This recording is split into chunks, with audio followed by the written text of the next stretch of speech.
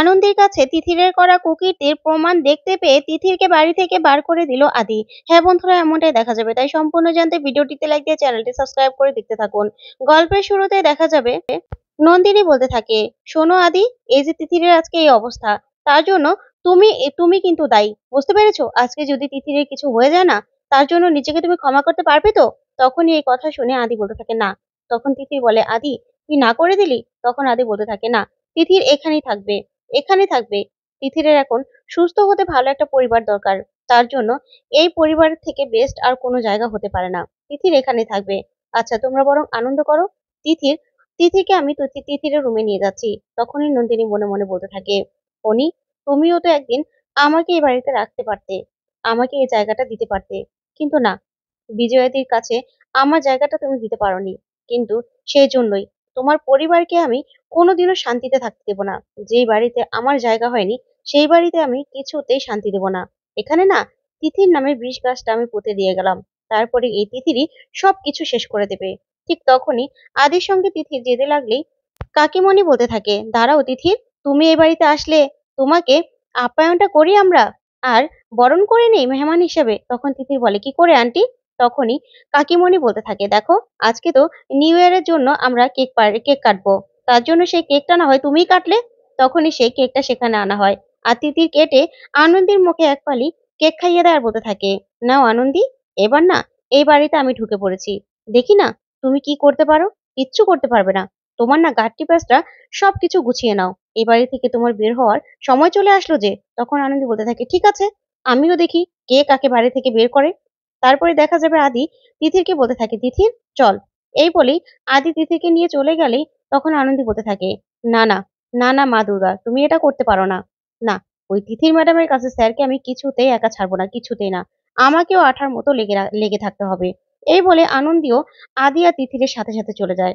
তখনই তিথির আদি আর আনন্দীর রুমে থাকতে চাইলে তখন আনন্দী বলতে থাকে, না, আপনি তো এই রুমে থাকতে পারবেন না। শুনুন, পাশের রুমটা হলো গেস্ট রুম, এটা আমাদের রুম, এই রুমে আপনি থাকতে পারবেন না। তখনই তিথিরকে ওই রুম থেকে সরিয়ে দেয় আনন্দী। তখন তিথির মনে মনে বলতে থাকে, আনন্দী, কতক্ষণ তুমি সরিয়ে রাখতে পারবে, দেখি আমিও। তারপরে আনন্দী রান্নাঘরে বিজয়াদের সঙ্গে কথা বলছে। তখন বিজয় বলতে থাকে, এতদিনে নন্দিনী যে কাজটা করতে পারেনি, তিথির কিন্তু সেই কাজটা করে ফেলেছে, এই বাড়িতে ঢুকে পড়েছে। তখনই সুমনা বলতে থাকে, আসলে মা, তিথির কিন্তু এরকমটা ছিল না, তিথির কিন্তু অনেকটা ভালো ছিল।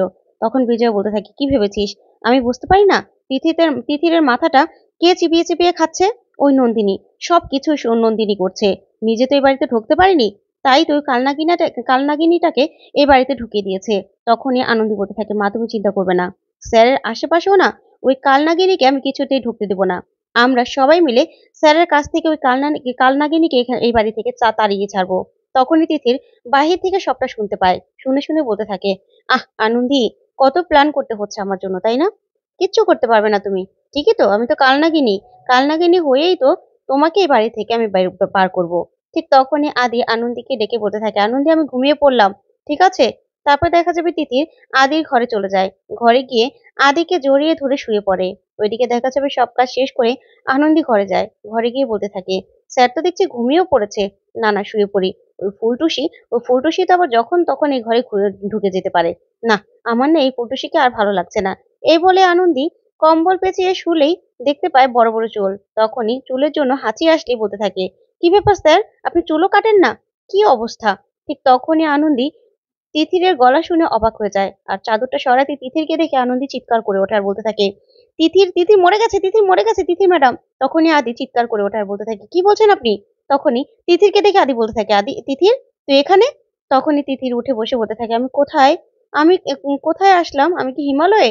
তখনই আনন্দী বলতে থাকে, হ্যাঁ, আপনি হিমালয়ে এসে শিবের গলায় সাপ হয়ে ঝুলেছিলেন, তাই না? তখন আদি বলতে থাকে, আনন্দী এরকম করছেন কেন? ওর না ঘুমের ঘরে হাঁটার অভ্যাস আছে। তখনই আনন্দী বলতে থাকে, হ্যাঁ স্যার, এটা না ঘুমের ঘরে হাঁটার কোনো অভ্যাস নয়, বুঝতে পেরেছেন? তখন আনন্দী বলতে থাকে, হ্যাঁ, আপনি বুঝতে পারছেন না কেন? অন্য এরকম রোগ আছে, আপনি এরকম করবেন না। তখন আনন্দী বলে, দাঁড়ান, এই রোগও না তাড়ানোর আমার কাছে ওষুধ আছে। এই বলে জলের বোতলটা নিয়ে নেয় আনন্দী। তখনই আদি বলতে থাকে, আনন্দী, এখন তো শীতকাল, আপনি না জলটা ঢেলে দেবেন না।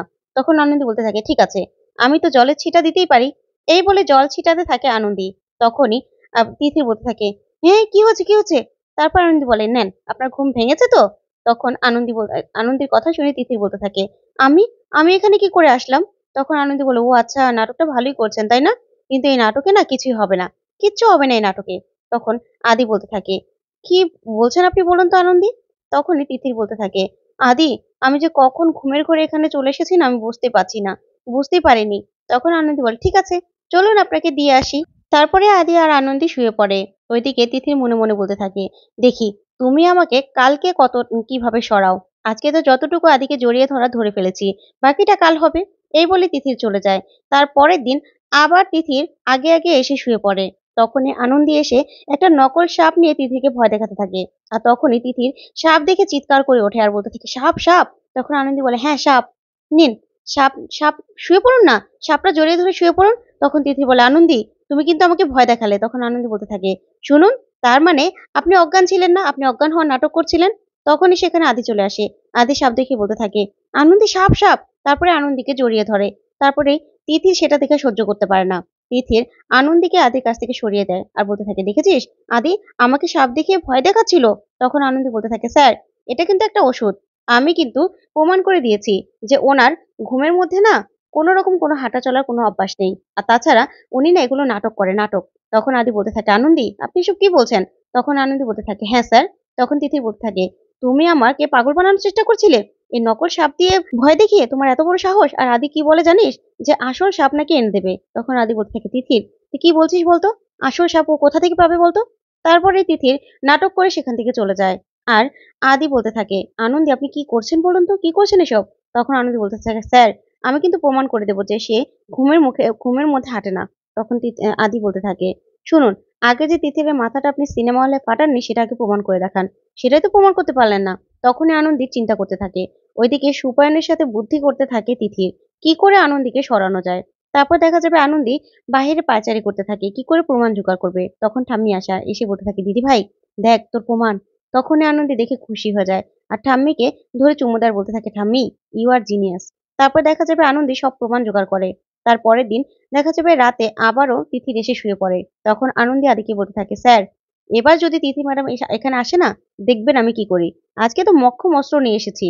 তারপরে ওরা খাটের মধ্যে বসে ল্যাপটপের মধ্যে মোবাইল থেকে ভিডিও ছাড়তে গেলেই তখন তিথি মনে মনে বলতে থাকে, কি ব্যাপার, এখন কি আদি সিনেমা দেখবে নাকি? তারপরে দেখা যাবে আদি সেই ভিডিওটা দেখে পুরো অবাক হয়ে যায়, যে ভিডিওতে স্পষ্ট দেখা যাচ্ছিল যে তিথির নিজের মাথা নিজেই ফাটিয়েছে। যা দেখে আদি পুরো চমকে যায় আর বলতে থাকে, আনন্দি, দেখেছেন তো স্যার, দেখেছেন?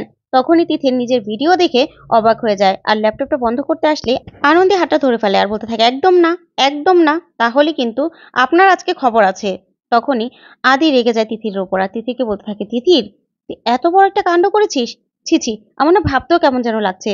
তখন তিথির বলতে থাকে, আদি, আমি তোকে বুঝিয়ে বলছি। তখন আদি বলে, তুই কি বুঝিয়ে বলবি তিথির, কি বুঝিয়ে বলবি?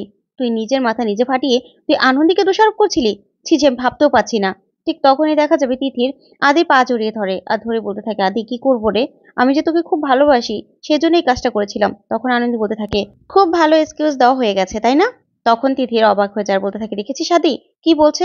তখন আনন্দি বলতে থাকে, স্যার, ওনাকে কিন্তু এই বাড়িতে রাখা খুব রিস্ক। উনি কিন্তু যে কোনো সময় যে কোনো কিছু করে আমাদের মা ঠাম্মিদের নামে বদনাম দিতে পারে। তখনই আদি বলতে থাকে, হ্যাঁ রে তিথির, তুই যেটা করেছিস না, আমার লজ্জা করছে।